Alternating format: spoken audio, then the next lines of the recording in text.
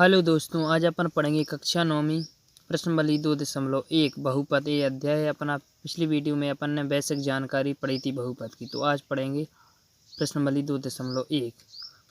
तो प्रश्न पहला दिया गया है, निम्नलिखित व्यंजकों में कौन कौन एक चर के बहुपद हैं और कौन कौन नहीं हैं, कारण के साथ अपने उत्तर दीजिए।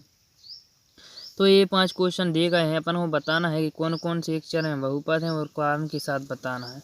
तो पहला दिया गया है एक चर बहुपद बताना है अपन को। तो एक चर तो अपन जानते हैं चर क्या कहलाती है। कोई भी जैसे ABCD A to Z तक अक्षर होते हैं तो वे कहलाते हैं चर। कोई भी संख्या होती है तो उससे बोलते हैं अचर। तो इसमें चर क्या है, x है ना, x। तो इसमें चर x तो है, तो लिख देंगे चर x है। और बहुपद अथा यह बहुपद भी है, अथा यह एक चर बहुपद, अथा यह एक चर बहुपद बहुपद बहुपद है। तो लिख देंगे अथा यह एक चर बहुपद है। अगला देखते हैं, अगला दिया गया है बाई वर्ग प्लस करनी 2। तो इसमें एक चर दिखाई दे रहा है अपन हो, क्या एक चर दिखाई दे रहा है बाई। तो ये हो जाएगा एक चर बहुपद हो जाएगा बाई। क्या हो जाएगा, अथा एक चर बाई में बहुपद है। तो ये एक चर बहुपद है क्योंकि बाई का वर्ग है ना, तो बाई है इसमें, तो एक चर बहुपद हो जाएगा बाई इसमें। अगला देखते हैं 3 वर्गमूल टी। तो इसे अपन लिख सकते हैं 3 वर्गमूल टी को लिख सकते हैं टी के ऊपर +1/2 की घात प्लस का चिन्ह और इसे हम लिख देंगे 2। तो अपन जानते हैं बहुपद वे कहलाते हैं जिनमें पूर्ण संख्या की घात होती है, तो वे बहुपद कहलाते हैं। अतः यह बहुपद नहीं है, किंतु इसमें एक चर टी है ना। तो लिख देंगे अतः एक चर टी है किंतु यह बहुपद नहीं है। लिख देंगे नहीं है। अतः एक चर टी है किंतु यह बहुपद नहीं है। अपन जानते हैं बहुपद होते हैं वे होते हैं जो इनकी घात हमेशा पूर्ण संख्या होनी चाहिए। 1/2 तो हो जाएगी, ये पूर्ण संख्या नहीं है। तो अगला देखते हैं बाई प्लस 2/22। तो इसे लिख सकते हैं अपन बाई प्लस 2/-1 की घात लिख सकते।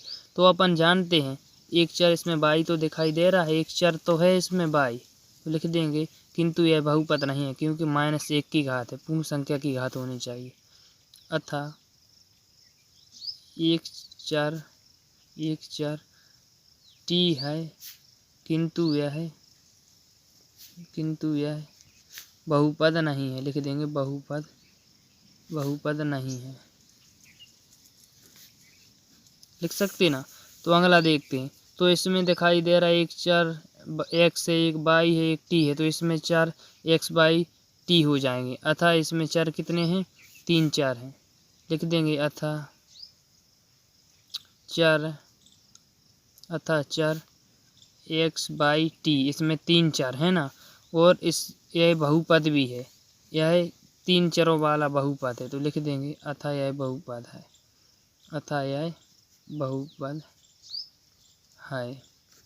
तो अपन ने पहला क्वेश्चन के अंतर्गत ये 4 क्वेश्चनों को समझा। अब देखते हैं दूसरा क्वेश्चन। तो क्वेश्चन दूसरा दिया गया, निम्नलिखित में से x वर्ग का गुणांक ज्ञात कीजिए या गुणांक लिखिए। तो पहला क्वेश्चन दिया गया 2x प्लस x वर्ग प्लस x। तो अपन को x वर्ग का गुणांक देखना है। अतः जो चर राशि होती है अपनी, उसके साथ में जो x वर्ग के साथ में जो गुणा में होता है वही अपना x वर्ग का गुणांक कहलाता है। तो इधर x वर्ग का गुणांक हो जाएगा 1, क्योंकि इधर कुछ भी नहीं है तो 1 होगा, है ना। तो इसका हो जाएगा गुणांक 1। इसी प्रकार इसका x वर्ग का गुणांक हो जाएगा, दूसरे में हो जाएगा x वर्ग, इसके साथ में है -1, तो x वर्ग का गुणांक हो जाएगा -1।